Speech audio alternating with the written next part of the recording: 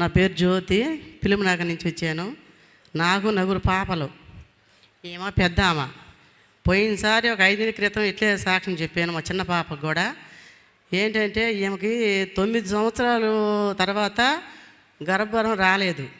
రాకపోతే మా పాప గురించి, చిన్న పాప గురించి వస్తామన్న ఇక్కడికి వచ్చినాక ఇట్నే అయ్యగారికి ప్రేయర్ చేయించుకుంటా, అయ్యగారు మా పెద్ద అమ్మాయికి కూడా గర్భవరం రాలేదు, 2 పాపలు అని అంటే అరటిపండు తీసుకెళ్ళి ఆయన చెప్పాను అన్నారు. అంటే నేను తీసుకెళ్ళి ఇంటికి వెళ్ళినాక ప్రేయర్ చేసుకొని అమ్మ అరటిపండు తిను అని చెప్పాను అనేదాన్ని. సరే ఆమె ప్రార్థన చేసుకొని తిన్నాక గర్భఫలం నిలబడింది. 9 సంవత్సరాల దాకా ఇప్పుడు 2 పిల్లల తర్వాత అమ్మాయిలు 2 ఫస్ట్.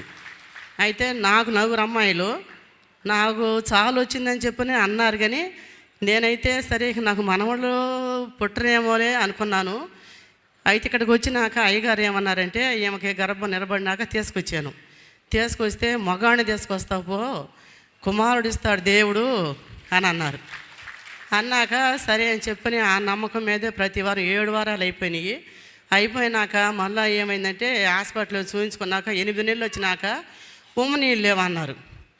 నీళ్ళు లేవు అని చెప్పని అడ్మిట్ అవ్వమన్నారు. అడ్మిట్ అయ్యాము. అయినాక ఒక 3 రోజులు ఉంచుకున్నారు. బాగా పర్వాలేదు, తీసుకెళ్ళచ్చు అమ్మాయి అని అన్నారు. తీసుకెళ్ళచ్చు అన్నాక సరే అని చెప్పని డెలివరీ సమయం వచ్చింది. ఈ అమ్మాయి కాడ ఏం అసలు బలం కూడా లేదు. లేకపోతే ఇక డెలివరీ సమయంలో నీళ్ళు లేవు, ఒకళ్ళైతే ముంతలు 2 నార్మలే, నీళ్ళు లేవు, ఆపరేషన్ అవిద్యేమో అమ్మ చెప్పలేము, అయితే నార్మల్ అవ్వచ్చు లేదంటే ఆపరేషన్ చేస్తామన్నారు. అన్నాక ప్రభా నేను మా వదినేమన్నాం. కొన్నాక ప్రభా ఇదేంది, ముందర 2 నార్మల్ ఇచ్చావు కదా, ఈసారి ఆపరేషన్ అయింది ప్రభా, అయితే ఆపరేషన్ లేకుండా నార్మల్ ఇయ్యా, నేను సాక్ష్యం చెప్పుకుంటాను ప్రభా, నేను అక్కడికి వెళ్ళి అని చెప్పాను.